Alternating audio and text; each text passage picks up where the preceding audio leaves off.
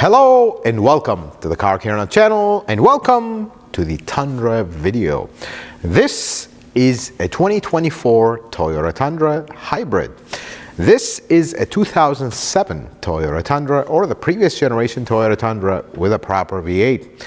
And in this video I want to discuss with you the good and bad of the powertrains of these two trucks, and most importantly, if you're out shopping for a truck for a Tundra, which one should you get? Should you get a used older one with a V8, or should you actually consider the new one with the twin turbo V6? Let's get started and we'll talk about both of these right after this.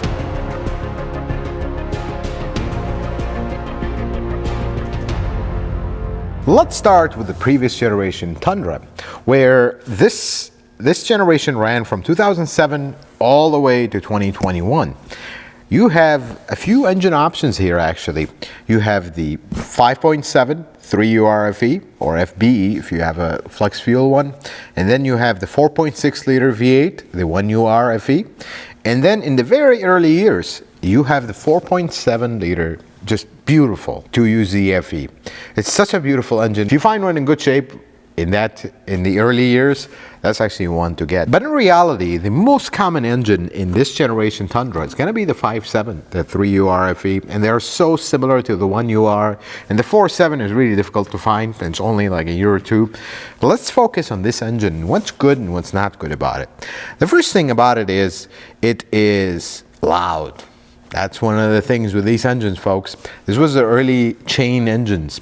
So the engine before this, the 4.7, the 2UZ in the previous generation Tundra, it was whisper quiet. That's one way to describe it. It was a timing belt engine. It was super quiet, super well made. It was just a Hall of Famer engine. So when this came out, it is extremely loud because the chain drive on this engine is just loud. That's how they are. Many folks will confuse this with issues.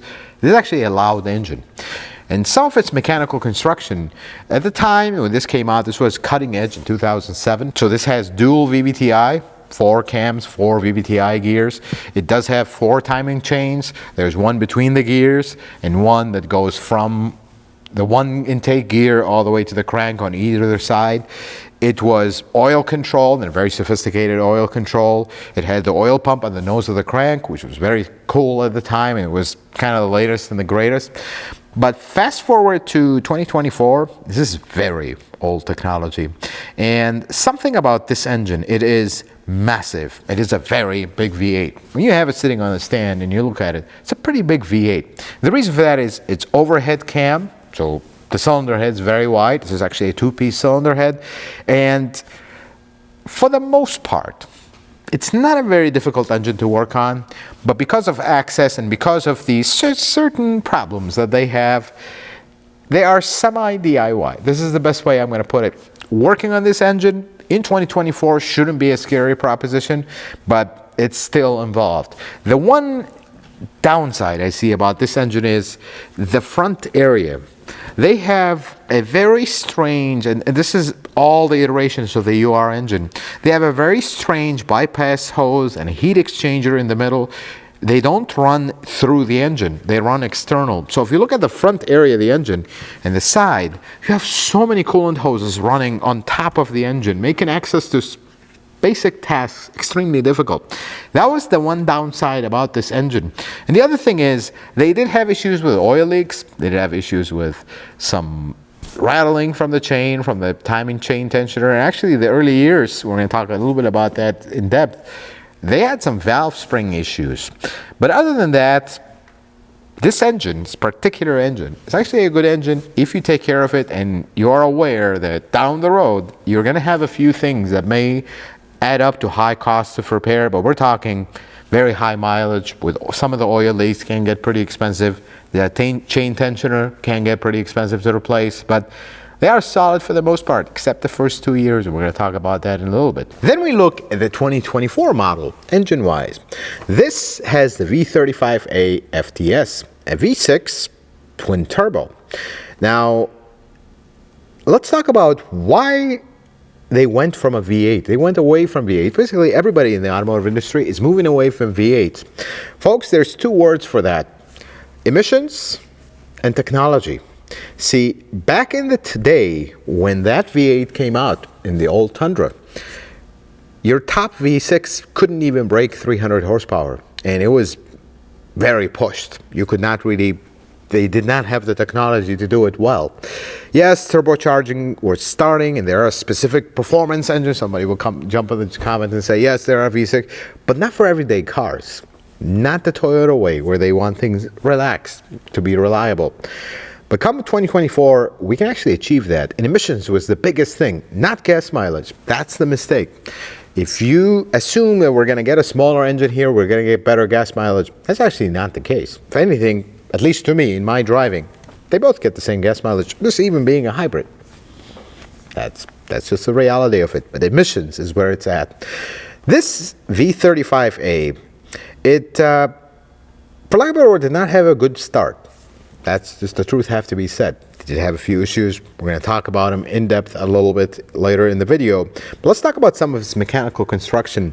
First, let's look at a shot of the engine bay of the previous V8, and that's a much bigger engine.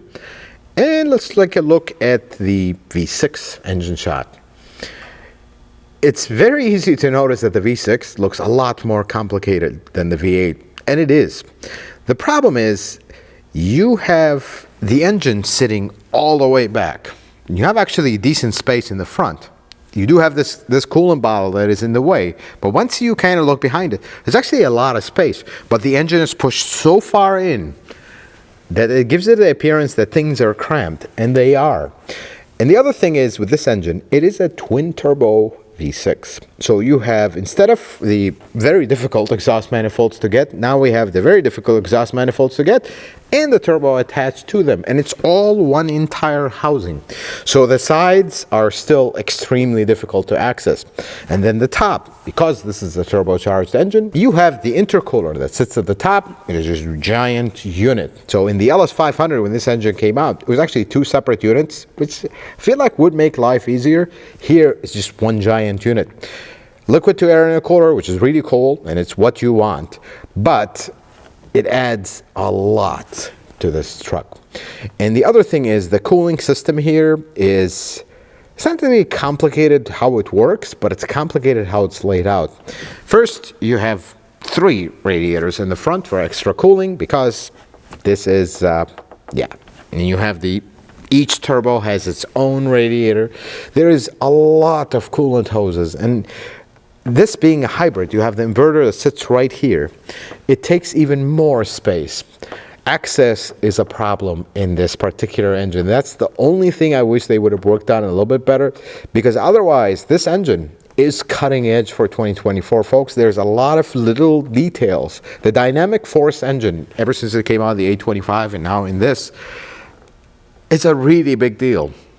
This engine is extremely efficient. Not just for gas mileage, but how much power it makes per liter. It is actually a pretty big deal if you look at the numbers. This is a 3.4. Makes a lot of power for what it is.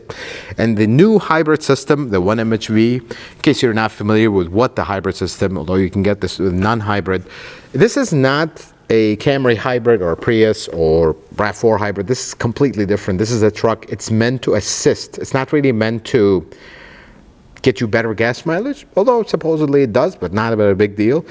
It's actually meant to give you more power for towing, for using the truck as a truck. That's what really it's geared towards. The way the 1MHV works, you got a motor between the engine and the transmission. You have a clutch. That motor can assist, can drive the truck, and very small occasions can start the engine. And that's what it does. It assists.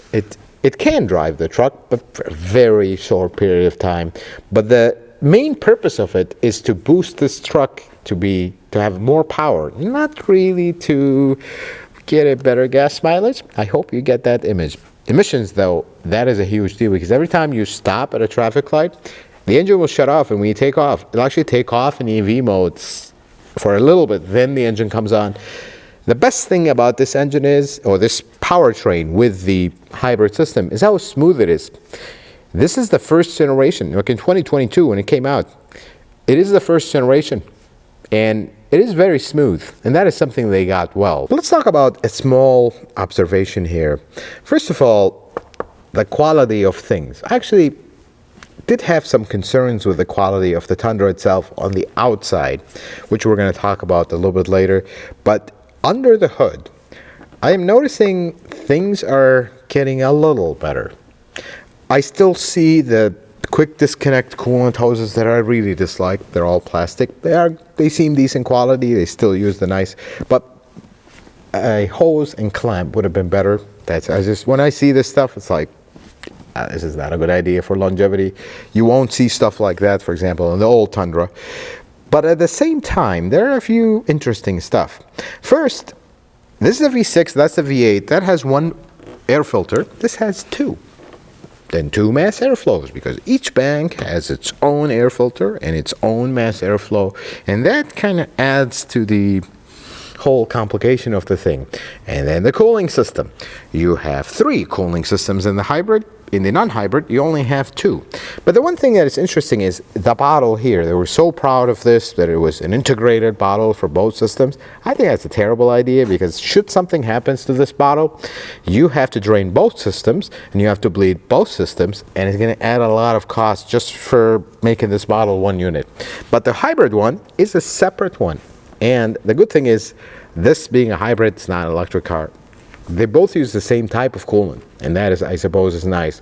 But looking around, something in the past, when we looked at the old Tundra, when you look at a Tundra and you compare that to, say, a 200 series Land Cruiser, you notice that things were just better built in the Land Cruiser. The radiator was bigger, the plastics felt stronger, and everything was just unique, bespoke and unique to the Land Cruiser.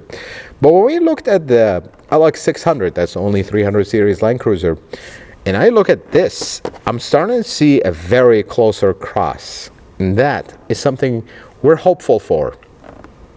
It's not perfect. The rest of the body does have some issues we're going to highlight, but underneath here, I'm starting to see that, and that is definitely a good sign, and that is a change. Because when we looked at the 22, things didn't look as good as they do now, and that is changed to the right direction, and I really welcome that. Let's talk about some common problems for these two models, and I'll start with one thing. 2024 Tundra does have a quieter reputation, according to what I'm looking at. Let's address that for a second, because when this truck came out, there was two principal problems. One of them is actually still going. The other one is kind of quieted down, and it's getting better. The first issues they had with these in the first year, and I will reiterate that, the first year, is the wastegate. It's an electronic wastegate. I don't think it's a good idea. And you notice that the other turbo engines that came out from Toyota, they don't have electronic wastegates, because a little actuator in a hot spot like the turbo, never a good idea, and it's just the way it is. That's why the newer ones, they have vacuum controls, which is very reliable. And then the second problem, they had an issue with machining on the engines, and the engines were basically seizing up, and goodbye. Very early miles, and they were going. But I want to say one thing. Let me reiterate that one more time. First year. If you are a car buyer and you want to buy a truck that, like the Tundra, like if we look at the older ones, usually folks buy them and keep them for a very long time. Buying the first year is never a good idea if you plan to keep it long term, because it's a new model. This is a completely redesigned from the top to the bottom. It's not like when the Tundra got updated in 14. It's a complete redesign. New engine, new powertrain, new frame, new everything. There is nothing on this car that is shared with the old one. Nothing. So getting the first year, it's never a good idea if you plan to keep it long. And then if you must have it the first year to be the first one to get it and be that cool friend that has the new truck, well, there's going to be issues. That's always been the case. Because folks, I will take you back in kind of down memory lane. When this Tundra came out, 2007, the previous generation Tundra was actually the best generation. The first generation Tundra was actually the best one, with a few issues. Even that was not perfect. The only problem with it, it was not heavy duty enough. It was not as capable towing wise and everything as this one. And that was the only reason they went to a bigger engine and kind of a bigger truck. But when this came out, I heard the exact same things from owners about this one that they are saying now about this one. That is the God honest truth, folks. Because this Tundra, when it came out, it was very plasticky on the inside, very cheap feeling, and the fit and finish was not great. And then, okay, it's a truck, we can live with that. But did you know that these had a problem with dropping valves, breaking valve springs in the first 2 years? And that actually went to the Sequoia as well. That was a pretty catastrophic failure of the engine. Basically, the valve spring breaks, valve drops, destroys the entire beautiful V8. Same thing with this in the first year, and actually 2 years on the old Tundra. Do you see how it's the same thing? Getting past the first year issues is important to gauge. If you don't want any issues, wait at least a year or two. That's the best way to get one without common issues. But with that, let me start with this one. Beyond the valve spring that breaks, and this is actually an early problem, I don't think you're going to go buy a 2007 right now and you're going to have this issue, because if it did have the weak valve spring that breaks, it's already broken, it's already been taken care of. So I think you're going to find one like that. And then the other issue with this V8 is oil leaks. Cam tower leaks are very common. Front timing cover leaks are very common. These have a heat exchanger that sits all the way underneath the intake manifold. Very common to leak, and it's actually a pretty labor-intensive job to replace it, to reseal it or replace it. And then access to the exhaust manifolds. They love to rust and develop cracks, and they start leaking. And then the water pump is super common on this to go.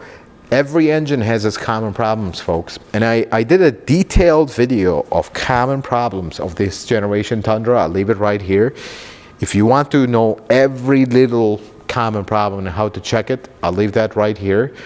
But the general recommendation with these, if you're going to buy one and you have made your mind that this is too much, too complicated, I want something simpler, you're looking at these 2010 and up, ideally 2014 and up. I think they look better. I think they updated a lot of stuff, but still certain common problems remains all the way to 21.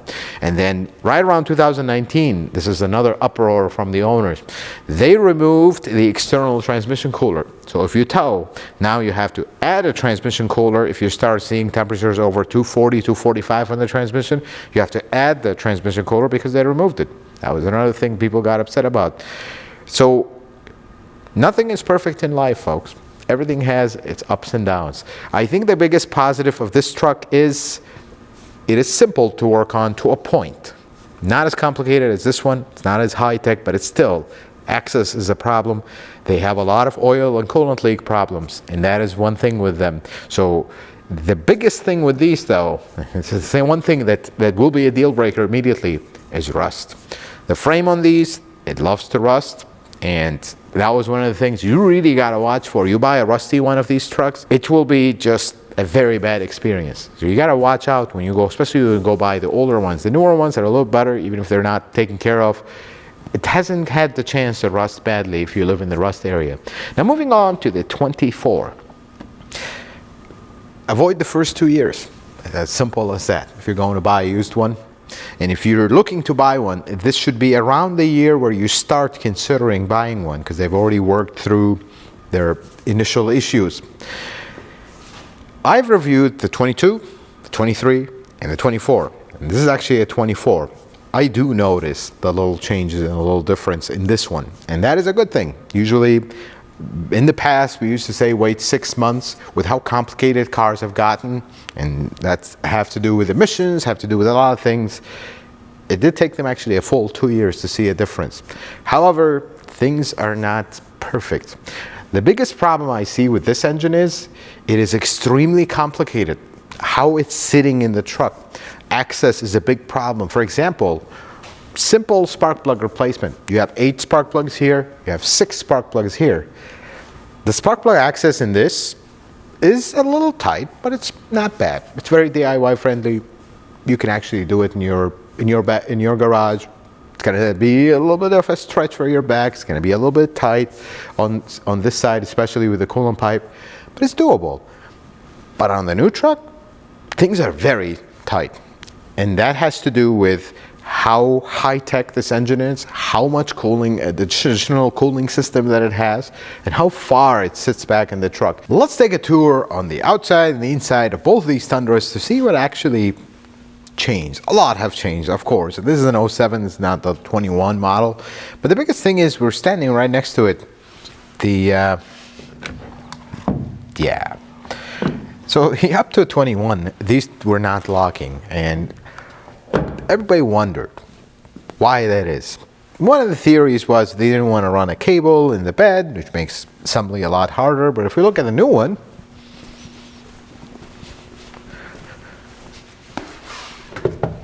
it is actually a locking one, which is a very good improvement. However, we just reviewed a Tacoma. It was the same thing. It doesn't have the lock anymore.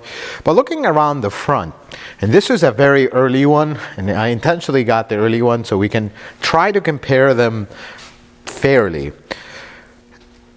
The fit and finish here in the outside was well at the time, in 2007. When you look at the chrome, this is much later and still holding on pretty well. This is a very clean example, low miles, so it's fair comparison, I think. And everything in the panel gaps and everything, this has never been an accident, looks perfectly fine. And the look, yes, it just has the giant grille and whatnot, although no one also has it. This was kind of a strange thing that they had here, didn't make sense. But overall, the fit finish, the chrome was nice. It was not, exotic stuff and whatnot, but it was nice. But now we go look at the new one. Now the new one, I think, looks pretty good. It looks a lot better than the previous one. Giant grille.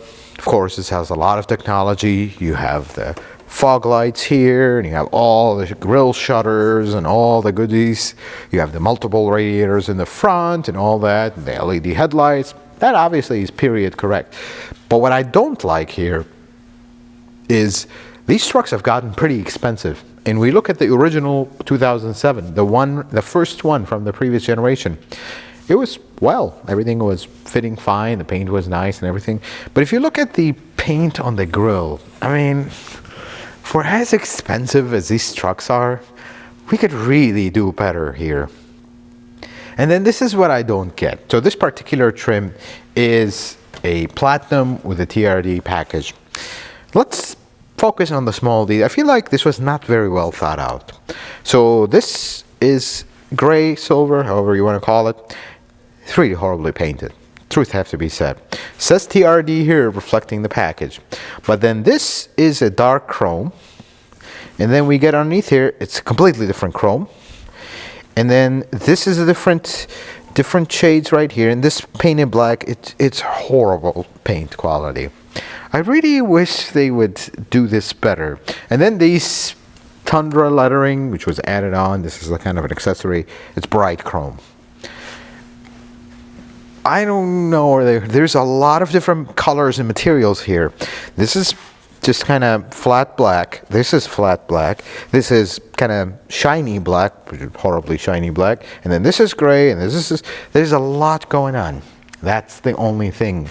And the problem is, my biggest concern is the paint quality, especially on the grille and this part, really not good. They really could work on this because this truck has gotten pretty expensive.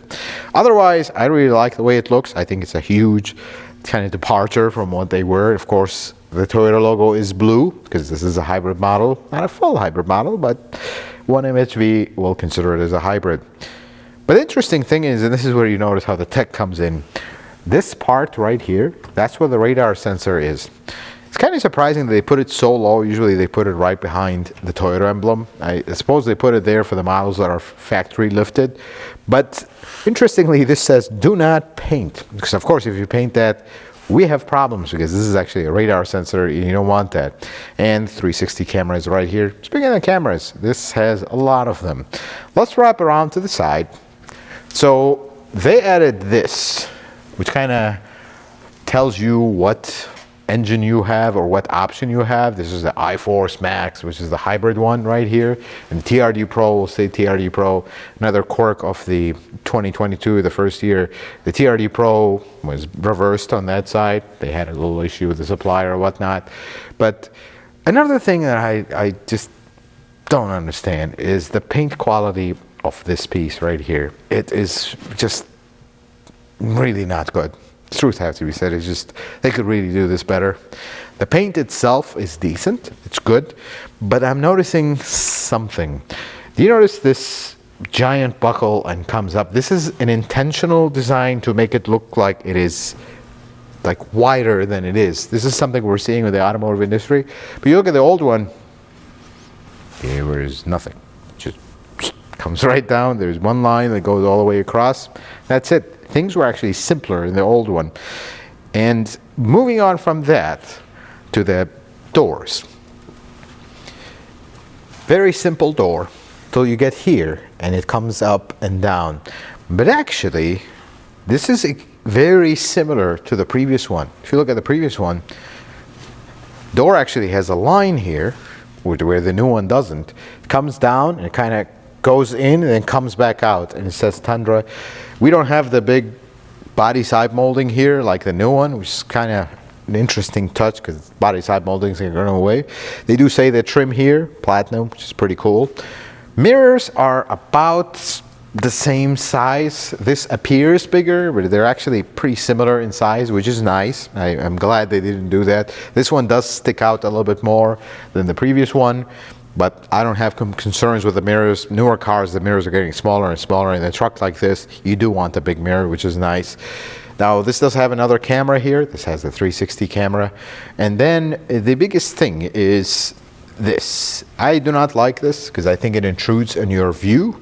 Now, this particular one is not a Crew Max. It does have a little bit of a raise, but it's not as aggressive as the new one. My only concern with that, it's a nice design touch, and I don't mind it, but it digs a little bit in your blind spot. Remember, this is a high truck. If you have a low car, especially on that side, if you have a low car driving behind you and you look to the side, especially if you don't have a model with blind spot monitoring, this will kind of be in your way. And that's a concern we had in the past, and it's still here. Now, some of the little fit and finish is not very Toyota-like. When you look at some of the seals, they just don't sit right. This is not a problem if this was a $40,000 truck. I mean, it's a truck, it's okay. But this one is $75,000. People buy Toyota because of their quality, and they do have a lot of quality stuff here, but it's the little stuff that we could work on. Especially my kind of biggest offender is this panel. I hope you can see it well on camera, but if you look at it, it literally has a ripple in it, in the paint, and it just does not look good at all. And this is not a lower trim, this is a higher trim.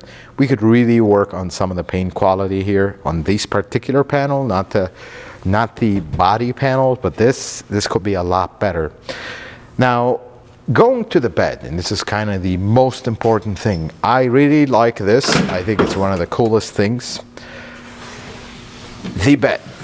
You notice that the bolting to the frame have not changed, and I don't think it'll ever change. It's a great idea. They're exposed bolts. This is kind of a spray-on bed liner, which I really like. I like the LED lights. But the biggest thing they did here, and I feel like this was in a response to people asking for this stuff, you have two cameras up there. One of them is actually the rear view camera, the 360 camera, and the other one is the bed camera. It's a really good idea. This is a useful feature. You just click a button in the inside, see what's going on in the bed, even when you're driving. But more important than that, and past the technology and all that, if you look at the wheel well, how much it sticks out, it's not as intrusive, I feel like. This is just visually, we're not going to measure and everything, but visually it looks less intrusive than the previous model. And let's go and take a look at that one to see.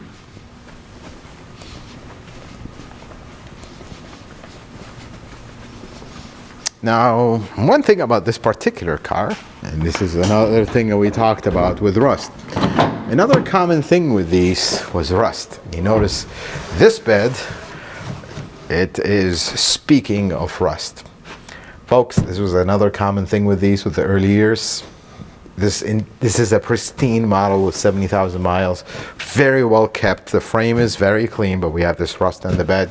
That was one of their early quirks. Again, first year problems. Right here, you see it. But if you notice here, this is a shorter bed than the other one, so that we're not going to compare it that way.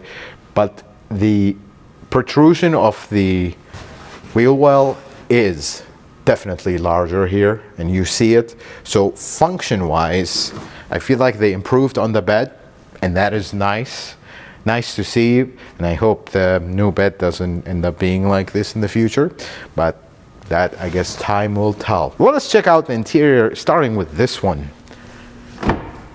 This is the original 2007 interior, not the updated one. And I think it is fair that we look at the very original one and we compare it to. Very, very basic, folks. And this is where, we'll talk about this a little bit, but the prices of the new trucks are getting a little bit too much. And this is why. Because although this is an SR5, and that is not, but you have cloth seats, very basic cloth seats. Everything is plastic. The radio is just we were still happy with the CD player here. And the knobs are massive, and they were intentional, actually massive. They wanted to make you feel like this is a truck. And the one thing that was really cool at the time with these, they do have the double glove box. That was a pretty cool feature. And you have this big console with all this storage. That was a really nice feature. But other than that, I mean, the gauges are, you do have some additional gauges, but not much else. I mean, this is an SR5 model. It doesn't even have buttons in the steering wheel. Nothing. They were this basic. They were very basic, focused trucks. And that's why their prices were not as high as today. Now, if you go into a higher trim, you're going to have a sunroof, you're going to have some more amenities, maybe a little navigation system here, but not much will change. Now, shall we go look at the new one, and you'll notice that it is like you stepped out of the kind of a car from the 70s into the space shuttle. Let's go look at the new one.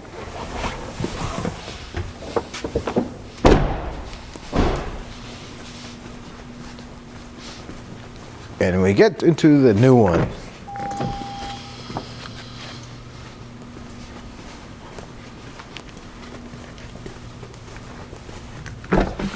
It is, for lack of a better word, a spaceship in comparison. I mean, there is a lot of little things that I really like, and a lot of things that just doesn't feel very well. Starting with the giant screen, that is the gauges. Let's turn the key on here so you see it. I think that screen is absolutely useless. It would have been gauges, would have been fine, but I have a very harsh opinion of the screen. I think they add a lot of cost to the new cars, and that's why prices are rising, and they absolutely do nothing. That's the truth. But the other cool things is, I love the center console setup. We still have the old school shifter. We do have the kind of the wireless charger standing up, so you can put your phone, if you're stopped, you can look at your phone and see what's going on without having it kind of put away somewhere else.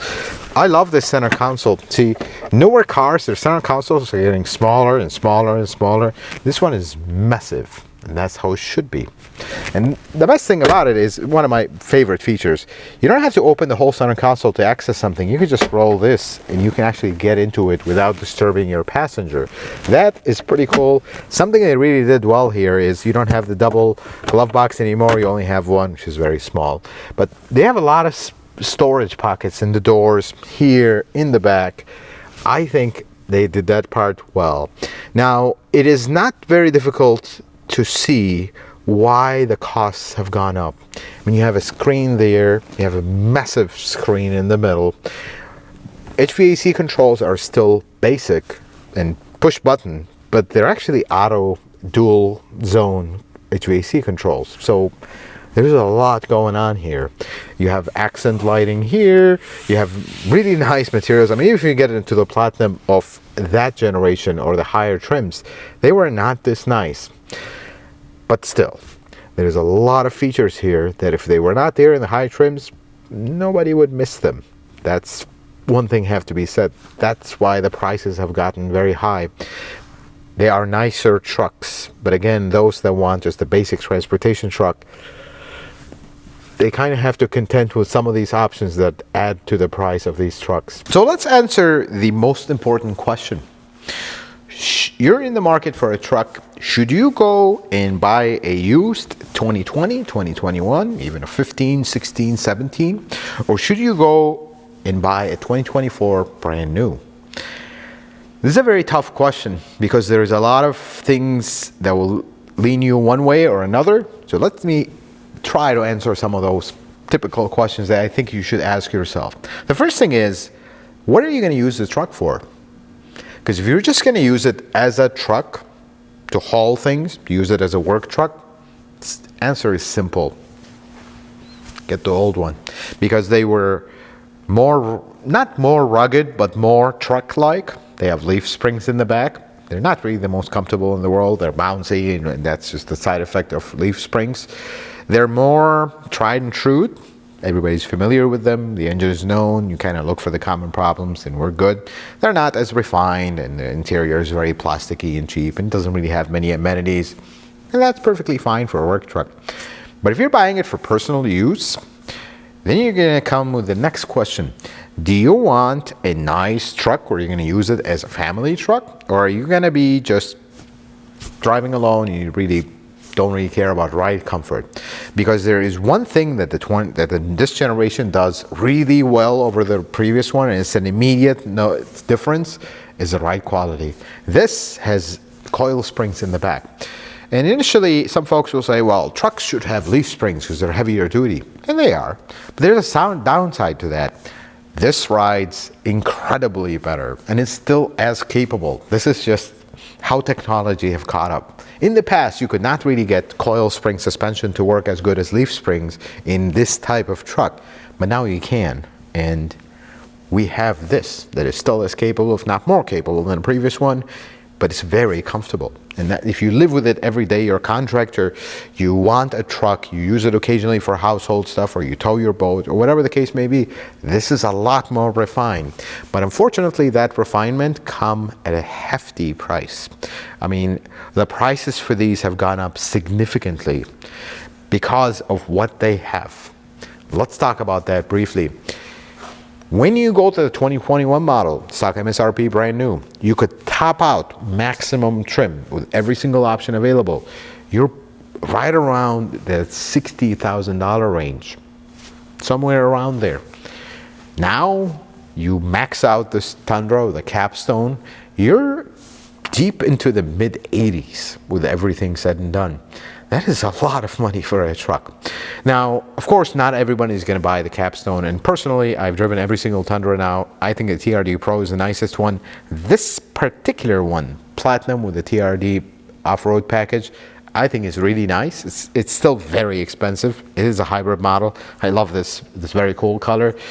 But I think this makes a lot more sense than the capstone. I feel like the capstone that was like the Lexus truck that isn't.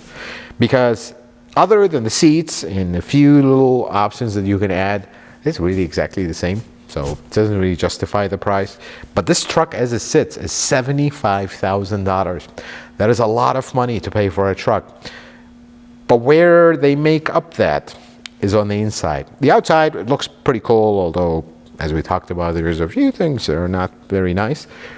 But on the inside, seats are comfortable, as always.